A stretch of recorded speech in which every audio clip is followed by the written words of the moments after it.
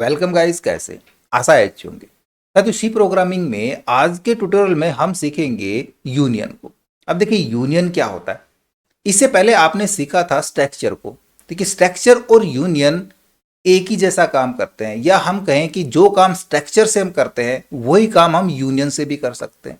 But दोनों में कुछ डिफरेंस हैं, और वो डिफरेंस हम आज इस वीडियो में कवर करेंगे और एक एग्जाम्पल के साथ कवर करेंगे। तो इसमें अंत तक बने रहिएगा। नमस्कार साथियों, मेरा नाम है मनोज कुमार और आप देख रहे हैं कंप्यूटर ज्ञान गुरु चैनल। तो चलिए सीख लेते हैं। देखिए यूनियन चैप्टर को आज हम इसी ट्यूटोरियल में खत्म कर देंगे। इसके कई एग्जाम्पल भी हम करके देखेंगे। इस एक ही वीडियो में क्यों खत्म हो जाएगा यूनियन, क्योंकि यूनियन इतना ही है।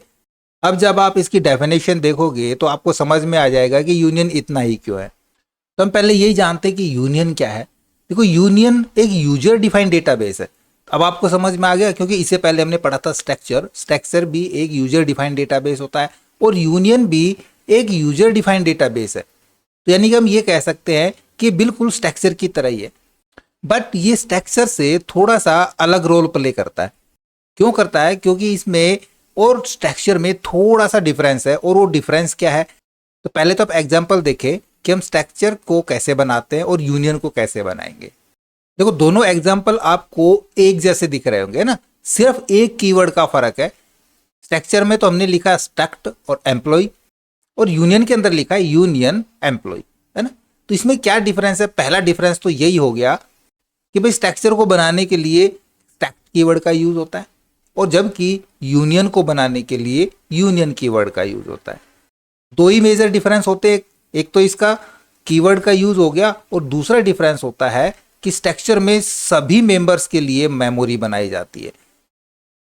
यानी स्ट्रक्चर के अंदर जितने भी हम एलिमेंट ले रहे हैं, मेंबर्स कह सकते हैं या एलिमेंट कह सकते हैं। जैसे इंटीजर टाइप की हमने एक एम्प्लॉय आईडी ली, या कैर टाइप का हमने नेम लिया, एक फ्लोट टाइप की हमने सैलरी ली।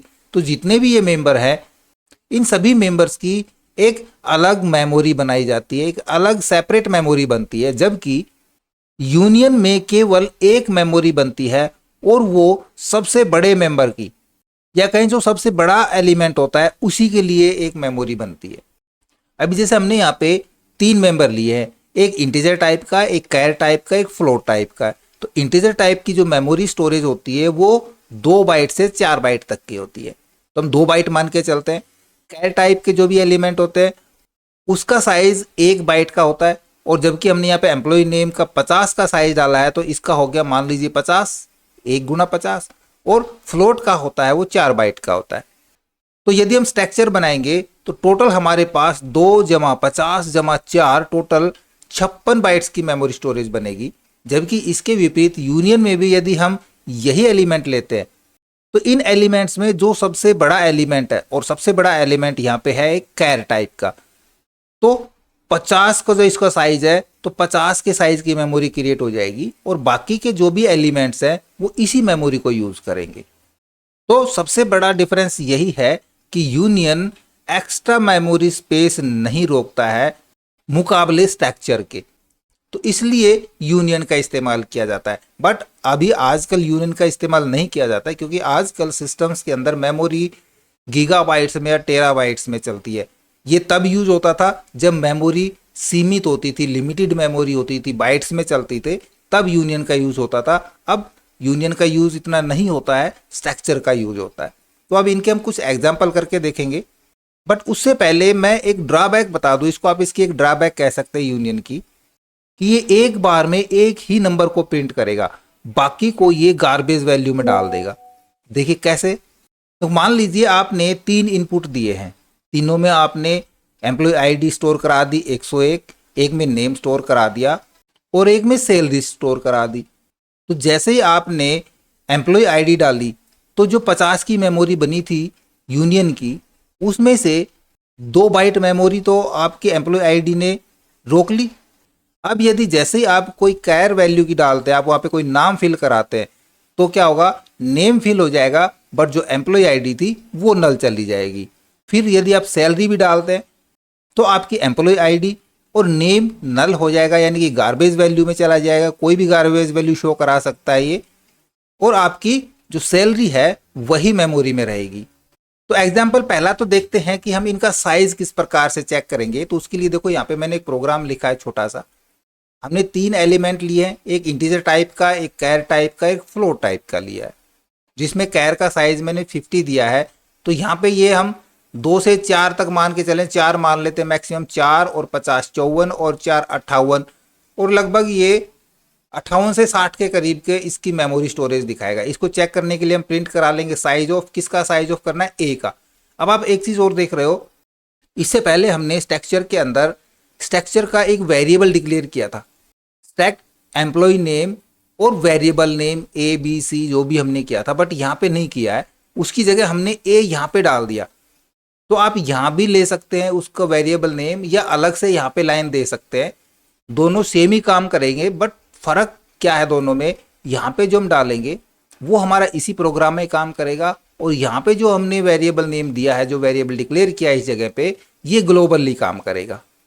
तो प्रिंट में हमने सिर्फ क्या ले लिया, साइज ऑफ ले लिया ए का। जो हमने ए नाम का एक स्ट्रक्चर बनाया था, उस स्ट्रक्चर के अंदर 3 एलिमेंट है, तीनों के अंदर हम इनपुट कराएंगे। उसके लिए प्रोग्राम को रन करा लेते हैं यहाँ पे, और देखोगे यहाँ पे इसका दिखा रहा है साइज ऑफ के अंदर 60 का साइज है इन तीनों का मिला के। इसके विपरीत यदि हम यहाँ पे यूनियन का यूज करते हैं, मैं यहाँ पे कराता हूँ यूनियन। इस प्रोग्राम को फिर से मैं सेव करा के रन एंड बिल्ड पे क्लिक कराऊंगा, तो यूनियन का दिखा रहा है यहाँ पे देखो 52 का साइज दिखा रहा है। तो है ना फर्क, क्योंकि इसने जो सबसे बड़ी मेमोरी थी ये 52 मानी है, यहाँ पे इसको 4 माना है और इसको 4 माना है। तो स्ट्रक्चर के अंदर तो ये 60 हो गया टोटल जुड़ के, क्योंकि सभी की एक सेपरेट मेमोरी बनेगी, और इसके अंदर जो सबसे बड़ा एलिमेंट है उसकी मेमोरी बनती है, वो दिखा रहा है यहाँ पे 52 की मेमोरी।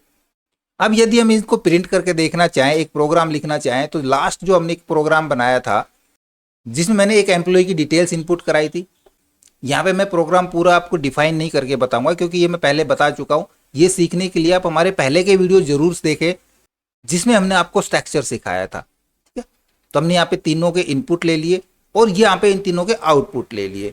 अब मैं इनको प्रिंट कराता हूँ, लेकिन पहले हम यूनियन में नहीं स्ट्रक्चर में प्रिंट कराएंगे, क्योंकि हम दोनों का अंतर आपको समझाने वाले हैं। तो यहाँ पे मैं करा लेता हूँ स्ट्रक्ट कीवर्ड का यूज, और यहाँ भी स्ट्रक्ट कीवर्ड का यूज करा लेता हूँ। सेव करा के और रन कराएंगे, तो अब देखो यहाँ पे हम कोई भी डिटेल इनपुट कराते हैं। एम्प्लॉय आईडी मैंने डाली 101, नाम मैं अपना डाल देता हूँ, और सैलरी मान लीजिए मैंने डाल दी 50,000। तो आउटपुट इसका आ गया सही से, एम्प्लॉय आईडी भी आ गई, नेम भी आ गया और सैलरी भी आ गई, क्योंकि इसने सभी की अलग अलग मेमोरी बनाई थी। तो सारी चीजें हमारे पास डिस्प्ले होगी। बट यूनियन में ऐसा नहीं होता है, मैंने अभी बताया ना। यूनियन में कैसा होता है, हम यहाँ पे यूज करें यूनियन, और इधर भी हम यूज करा दें यूनियन, और अब इसको सेव करा के हम इसी प्रोग्राम को रन करा देंगे। अब डालता हूं मैं देखो 101, दूसरा मैं डालता हूं वही उसी प्रकार से नाम और सैलरी 50,000। तो अब देखो यहाँ पे जो हमने लास्ट में डाला था सैलरी, अब वही दिखा रहा है। बाकी कोई भी 2 गार्बेज वैल्यू यहाँ पे डिस्प्ले करा देता है, क्योंकि ये दोनों वैल्यू नल हो जाती है। इन दोनों की जगह किसने ले ली, इन दोनों की जगह सैलरी ने ले ली। अब इसका कोई सॉल्यूशन है? इसका सॉल्यूशन है, यदि हम सभी को प्रिंट करना चाह रहे हैं तो हम एट ए टाइम यानी कि हैंड टू हैंड उनको प्रिंट करा लेंगे। जैसे हमने यहाँ पे इनपुट लिया एम्प्लॉय आईडी का, और उसके तुरंत बाद इस एम्प्लॉय आईडी को प्रिंट करा ले। यहाँ से मैं करा दूं इसको कट, और इसके तुरंत बाद यहाँ पे प्रिंट करा देता हूँ। ये तो हो गया हमारी एम्प्लॉय आईडी प्रिंट। उसके बाद एम्प्लॉय नेम, हम एम्प्लॉय नेम पहले इनपुट लेंगे और फिर उसको हम यहाँ पे प्रिंट करा देंगे। सैलरी, सैलरी का इनपुट लिया और सैलरी को भी प्रिंट करा देंगे। बस इस प्रकार से प्रोग्राम में चेंज कराना है, सेव करा लेंगे और फिर रन एंड बिल्ड करा देंगे इसको। देखो अब यहाँ पे जैसे ही मैं कोई भी एम्प्लॉय आईडी डालता हूँ तो देखो ये यहाँ पे प्रिंट होके आ रहा है। नेम डालूंगा प्रिंट हो जाएगा, सैलरी डालेंगे तो सैलरी प्रिंट हो जाएगी। तो सिर्फ यही फर्क था यूनियन में और स्ट्रक्चर में। यदि एग्जाम में आपके पास इस प्रकार का क्वेश्चन आ जाता है कि यूनियन क्या होता है और यूनियन में और स्ट्रक्चर में डिफरेंस क्या होते हैं, तो मेजर 2 ही डिफरेंस होते हैं, और यूनियन भी सेम डेटा स्ट्रक्चर की तरह ही काम करता है।